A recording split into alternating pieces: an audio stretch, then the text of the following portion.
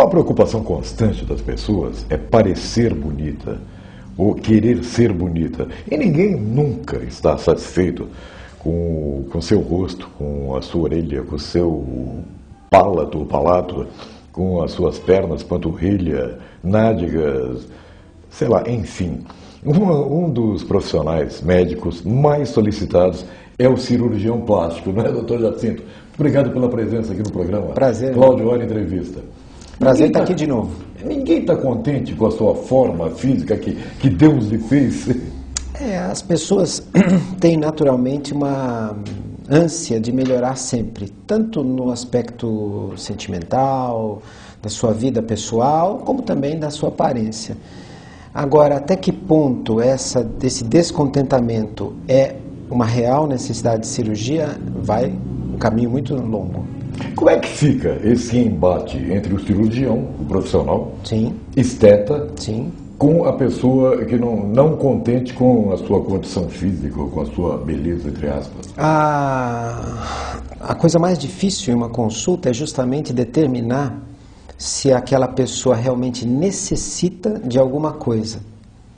Depois que se determinou que ela realmente é uma pessoa boa candidata da cirurgia, ou seja, que aquele defeito que ela tem está incomodando a ela, aí então passa-se a fase seguinte, que é o diagnóstico do que ela tem e o que pode ser proposto para o tratamento. Essa pessoa depois precisa também compreender o que lhe foi proposto e aceitar aquilo. Qual o defeito, entre aspas, que mais aflige os homens? A aparência do rosto era, até bastante tempo atrás, o mais comum. Atualmente, a forma física deles também vem aumentando no índice de preocupação. Ou seja, se ele tem uma barriguinha saliente, pneuzinhos, o homem vem se preocupando com isso. Antigamente era mais a aparência da face, do envelhecimento da face. E o cirurgião plástico, ele consegue transformar um homem que tem uma barriguinha num tanquinho? Não. Um caso assim, como quase todos os casos que a gente atende, necessita de tratamento multidisciplinar.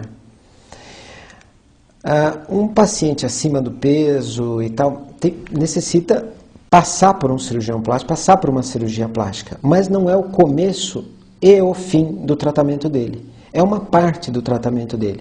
Ele precisa primeiro perder peso para fazer a cirurgia, precisa fazer ginástica, precisa, enfim, de uma série de massagens, ele precisa de uma série de mudanças na vida dele para depois ele conseguir fazer a cirurgia. E depois da cirurgia, continuar uma série... dar uma continuidade. Para ele manter aquele resultado. Então, a história de uma mudança radical, como você citou, não começa e termina na clínica do cirurgião plástico. Ela passa por lá. É uma das fases. É uma das fases. Ela passa por lá, inevitavelmente, mas ela precisa de um complemento antes e depois da cirurgia. Em falando dessas transformações radicais, o assunto hoje que se fala ainda é do Michael Jackson, que se transformou, se transmutou. Deformou. Ou deformou. Qual a sua opinião disso? O senhor faria isso? Com relação às cirurgias dele? Exato. Não, ele estaria muito mais bem servido num divã do psicanalista do que na mesa de cirurgia. Porque ele buscava algo que você percebia que ele jamais ia alcançar. Sem dúvida. Ele foi se deformando com o passar do tempo e se cegando quanto a isso, quer dizer, esse é um problema tipicamente psiquiátrico. Deveria ter havido, obviamente, era a não concordância, mas isso a gente nunca consegue, né, de um cirurgião de operá-lo daquela forma. Tantas vezes... Faz o dinheiro envolvido. Claro. Com relação, fala-se muito que ele tinha problemas de pele se deteriorando, ou pedaços de pele. Isso ocorre mesmo? Não. Numa continuada... Ele declarava, eu vi algumas entrevistas dele, não sou um grande fã, que ele tinha uma doença de pele conhecida como vitiligo. Isso é uma doença que dá manchas brancas na pele, que as manchas tornaram-no claro. Mas na verdade não é. Ele tinha as manchas do vitiligo, elas nunca são por iguais e levam anos e anos e anos para se unirem e clarearem uma pessoa. Ele na verdade fazia uma maquiagem.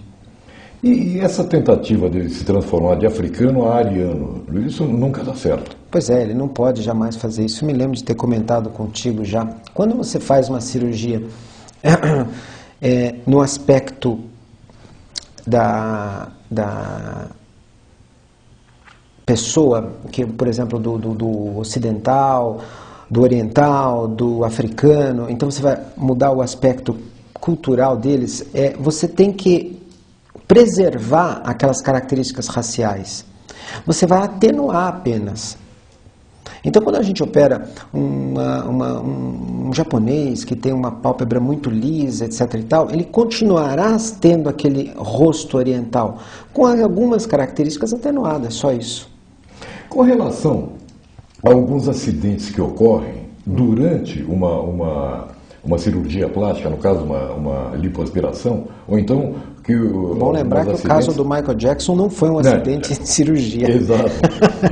Mas essas pessoas que buscam cirurgia, umas moças mais gordinhas que acabam fazendo uma lipoaspiração, acabam ficando na mesa de operação, por que isso?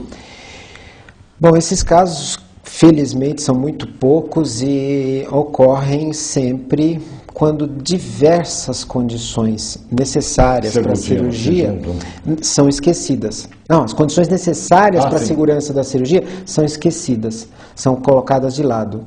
Normalmente é como um desastre aéreo. Não é apenas uma causa que faz o avião.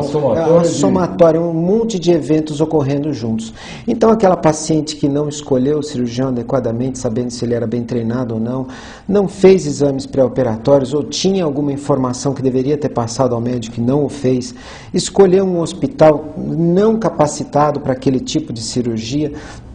A somatória de tudo isso, às vezes um dado só não traz um problema fatal, mas a somatória de tudo isso leva a esses casos fatais. É só olhar todos eles e você vai ver que todos eles aconteceram, como eu estou lhe dizendo, com vários itens importantes tendo sido alijados, deixados de lado. Existe uma coisa muito de modismo. De tempos em tempos, é moda as mulheres terem seios pequenos. E de tempos em tempos são seios abundantes. Sim. Como é que o cirurgião plástico ele dança mais ou menos de acordo com a moda? O cirurgião plástico, como eu já te disse, ele tenta mostrar à paciente, primeiro perceber se ela precisa mesmo daquilo, daquela transformação que ela pede. Radical. Não, isso depende do que ela pedir. Ele precisa ver se ele consegue dar isso a ela. E o que ele propuser a ela tem que concordar, tem que entender e concordar com aquela modificação. Então, a mudança de conceito de beleza vem de séculos, não é? Antigamente, no período renascentista, as mulheres eram mais cheinhas, depois ficaram magérrimas nos anos 60, enfim, cada hora as pessoas tentam, na verdade, parecer com o grupo. Então, esse modismo que se chama, eles tentam simplesmente estar parecido com o grupo. Se uma pessoa que tem seios pequenos hoje se sente mal porque todas as mulheres estão com seio maior, desde que você deixe aqueles seios maiores, porém naturais, não tem nada de errado nisso. Não tem nada de errado nisso. Uma pergunta que surgiu aqui no programa, uma prótese mamária, ela faz diminuir a sensibilidade da superfície da mama? Não. Não mexe com o sistema nervoso nenhum? Na verdade, não se toca no sistema nervoso superficial da mama. Ela continua, inicialmente, evidentemente, existem modificações de sensibilidade, por conta da cirurgia, do trauma. Sim, claro. Mas depois, a sensibilidade é a mesma. Qual é o tempo, mais ou menos, de convalescença numa cirurgia de mama? Para paciente voltar às atividades normais, aproximadamente 3 semanas. É muito rápido. É bastante rápido. E com relação a deformações congênitas, que é uma coisa que me interessa em cirurgia plástica, a gente tem eu também. até algumas fotos, inclusive, sim. disso. Como é que é feito isso? Como é feito o diagnóstico disso? A partir do nascimento da criança? Por exemplo, uma criança com lábio leporino. Espera-se quanto tempo para conseguir operar? Redesenhar a face da criança? O lábio é uma condição terrível, né, para a criança. O lábio e o palato fendido. Então, existem aquelas fissuras completas, exato. Nesses casos, a cirurgia é feita muito precocemente para que a criança tenha um desenvolvimento normal. A pessoa que tem a fenda palatina, ela não consegue falar direito. É um sujeito que fala pelo nariz. Sim, escapa ar. Escapa ar. Então ele sempre vai passar, depois de resolvido o problema físico dele, passar por um fonoterapeuta. Mas as cirurgias são feitas muito precocemente. No caso específico do lábio, ou se faz logo ao nascimento, logo que nasceu e viu-se que ele tem um problema de fenda labial, ou então se espera o 3º mês. Porque a criança ela tem uma anemia fisiológica do 1º ao 3º mês que você não deve operar. Espera-se o 3º mês e opera a criança. A partir do 3º mês já pode ser operada. E criança com pavilhão auricular, irregular, isso tem que esperar mesmo? Tem que aguardar. Infelizmente, a orelha é um órgão que começa a crescer logo no nascimento e só termina o crescimento dela com 7 anos de idade. Então, qualquer intervenção nesse período de tempo vai determinar que a orelha pare de crescer. Então, você corrige aquele defeito hoje, mas está criando um defeito novo para a vida adulta da criança. Então, a partir dos 7 anos de idade, que é mais ou menos a época que a criança toma consciência do seu corpo, é que a gente opera. Saindo um pouquinho da medicina, eu sou fascinado, eu visitei algumas vezes o seu consultório, eu sou fascinado pela arquitetura do seu consultório. Quem é que foi o idealizador? Quem foi o arquiteto? Quem faz todo o projeto de arquitetura para mim é a Gerlene Kruse. Parabéns a ela. Realmente é muito bonito. A gente vai mostrar aqui algumas imagens para os nossos espectadores do consultório do Dr. Jacinto. Realmente é uma beleza. Muito obrigado. Muito bonito, de muito bom gosto. A Gerlene está de parabéns. No seu consultório, existem cirurgias ou intervenções plásticas feitas no consultório? Não. São feitas em hospital. A gente tem planos para isso, mas atualmente são feitas em hospital exclusivamente. Buscando uma seguridade plena? Sim. Até que eu tenha isso na clínica, eles são feitas totalmente no hospital. Toda cirurgia plástica necessita de uma sedação plena? Toda cirurgia precisa de uma anestesia. Algumas anestesias podem ser locais, outras regionais, como a peridural, a RAC, e outras são anestesias gerais. Aquelas cirurgias bem menores, pequenas intervenções, não precisam de sedação, não. Há muitas cirurgias que a gente faz com anestesia local, com o paciente sedado. Outras tantas com anestesia geral. Depende de inúmeros fatores. É bom ressaltar que a escolha final da anestesia nunca é do próprio cirurgião. Ele pode se sugerir, mas quem faz a escolha final, levando em conta características do paciente, os exames, etc., é sempre o anestesista. Por isso é importante o cirurgião ter um anestesista de sua confiança, que sabe que está escolhendo o melhor para o seu paciente. Qual a diferença de lipoaspiração para lipoescultura? Mas isso já, logo após o nosso intervalo.